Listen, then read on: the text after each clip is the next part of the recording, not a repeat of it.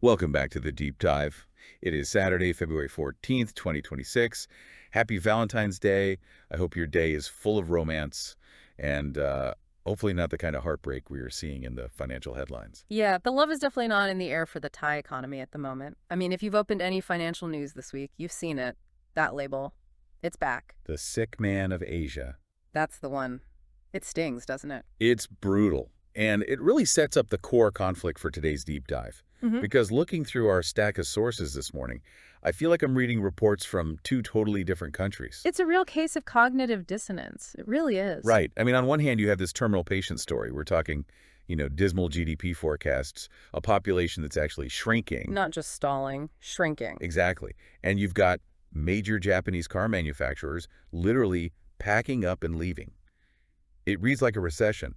It does. But then you flip the page and you look at analysis from, say, a veteran investor like Andrew Stotz, or you look at the new government reports on the high-speed rail, and it's a completely different picture. The hidden fortress. The hidden fortress, a massive infrastructure boom, a super stable power grid, a new political landscape. So that's our mission today. We're going to try and reconcile these two realities for you. Is the Thai economy, terminally ill? Or is it just shedding its old skin? We're going to dig into that sick man diagnosis, then the surprising immune system that people aren't talking about, and finally, the cure the new government is proposing. And you have to stick around for the part on the 2026 land tax. I'm not kidding. The details on the enforcement with drones, it's just wild. The drones are a complete game changer. Fascinating stuff. Okay, let's start with the bad news. Let's just rip the Band-Aid off. Yeah. Why is this sick man label sticking so hard right now? Well, it comes down to the raw numbers. You just can't argue with the math. The Ministry of Finance, their latest forecast for 2026 pegs GDP growth at something like 2.0% to 2.2%. Which for a developing economy in Southeast Asia, that's anemic. We're used to hearing about Vietnam hitting 5, 6, even 7%. Exactly. I mean, people remember the economic tiger days, double-digit growth, but those days are long gone. And the really scary part is why they're gone. It's not just a business cycle. It's biology. The demographics. The demographics. The data from 2025 showed the birth rate hit a 75-year low. Wow. And the population has actually shrunk for 4 years in a row. That's the Japanification problem, isn't it? But happening before the country got fully rich. Precisely. You've got a shrinking workforce trying to support this huge aging population. So you get labor shortages, a higher dependency ratio. But the real kicker, the people who are working are completely tapped out. Because of the debt. Household debt is now approaching 90% of GDP. Can we just pause on that? 90%. So for every dollar the country produces, households owe 90 cents. Is that right? Essentially, yes. It's the highest in developing Asia. So think about it. If the government wants to stimulate the economy, give people cash. It doesn't work. It doesn't work. People just use it to pay off their debt. It's like pushing on a string. The consumption engine is just out of gas. So the domestic market is struggling. And then on the export side, the industrial engine is sputtering. You mentioned the car manufacturers. Right. This is the really visible symptom. For decades, Thailand was the Detroit of Asia. It built its wealth on Japanese pickup trucks and sedans, but now you've got this pincer movement.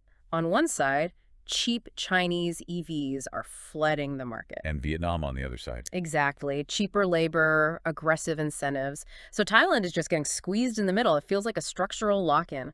The old engines, cheap labor, and gasoline cars, they're broken. Okay, so if I stop reading there, I'm selling everything. But this is the deep dive. We have a counter-narrative, and a lot of it comes from Andrew Stotz. He's been investing there for, 30 years? Over 30 years. And his take is fascinating because he says we're all looking at the wrong things. We're obsessing over growth when we should be looking at stability. He calls it the immune system. What does that look like? Because I have to be honest, stability sounds kind of boring. It does, but in 2026, boring is the new sexy. The first pillar is food security. Okay, we have rice. Sounds a bit basic. It sounds basic until you look at the neighbors, Indonesia, the Philippines. Massive countries, but they're net importers of food.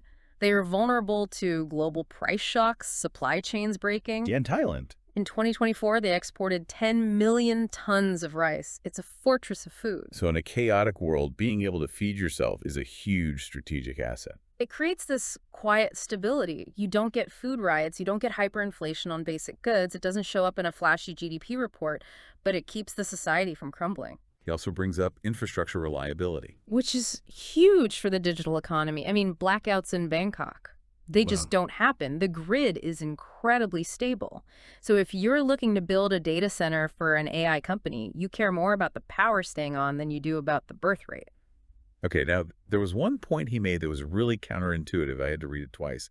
The weak government benefit. Ah, yes. I mean, normally investors want a strong, stable government, right? Usually, yes. Mhm. But his argument is that because of Thailand's long history of political instability, the coups, the constantly changing coalitions, Yeah. the central government has become kind of weak in its ability to extract money from the economy. Meaning they can't just jack up taxes whenever they want. Exactly. They can't push through massive tax hikes or heavy regulations like you see in Europe. The political capital just isn't there, so the private sector is sort of left alone to just function. Benign neglect.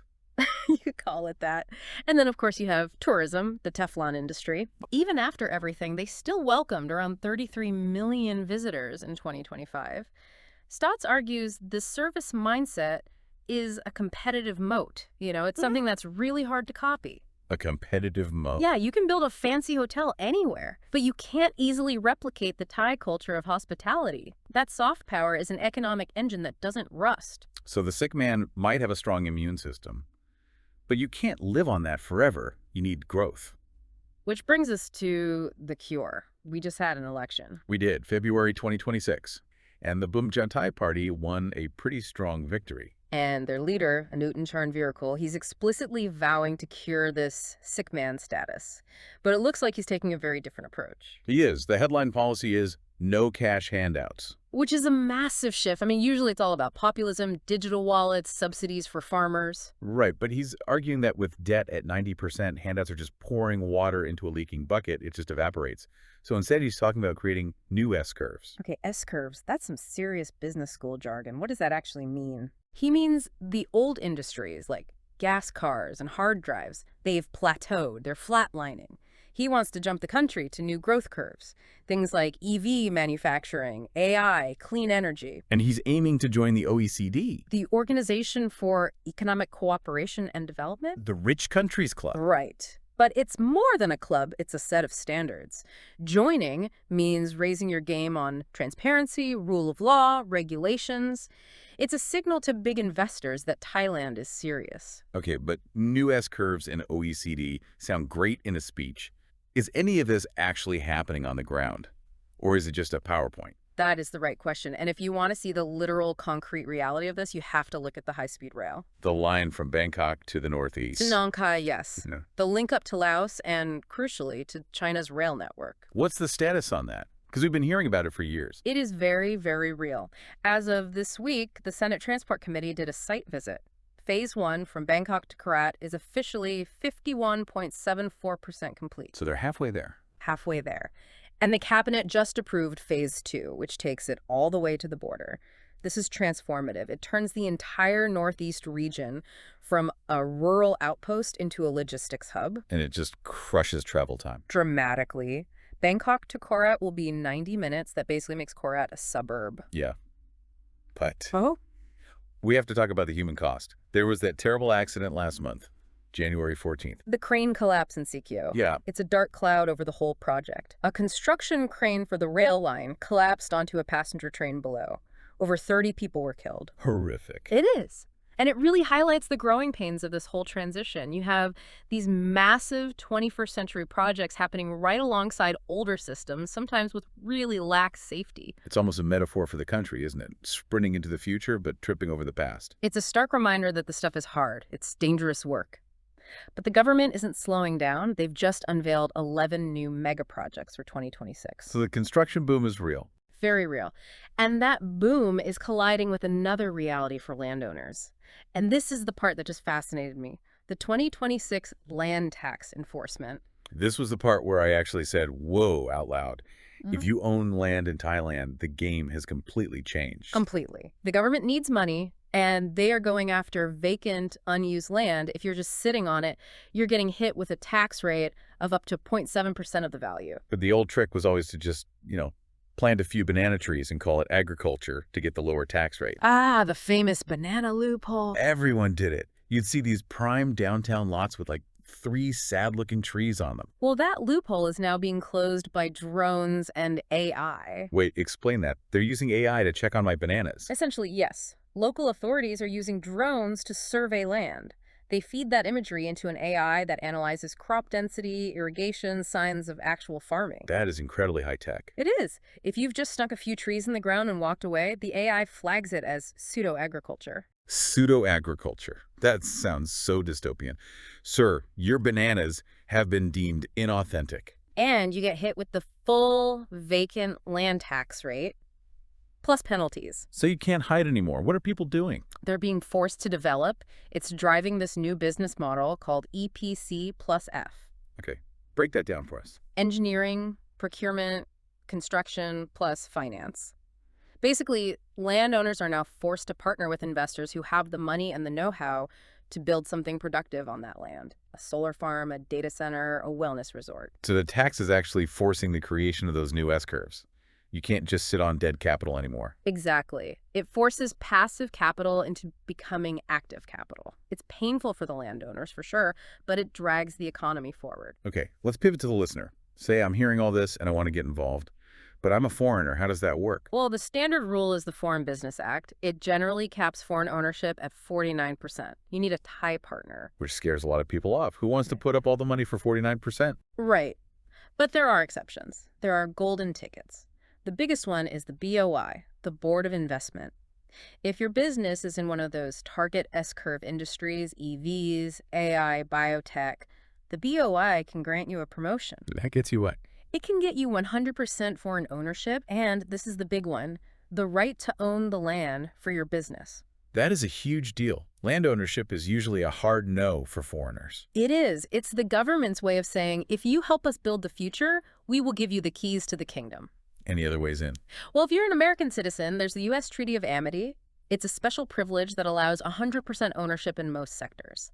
And for everyone, the registration process just went fully digital in January. So less paperwork at least. Much less. But there's a big but here, a warning from the sources. I was waiting for the but. In 2026, you can't just buy aesthetic assets. Meaning, don't buy a condo just because the swimming pool looks nice in the brochure.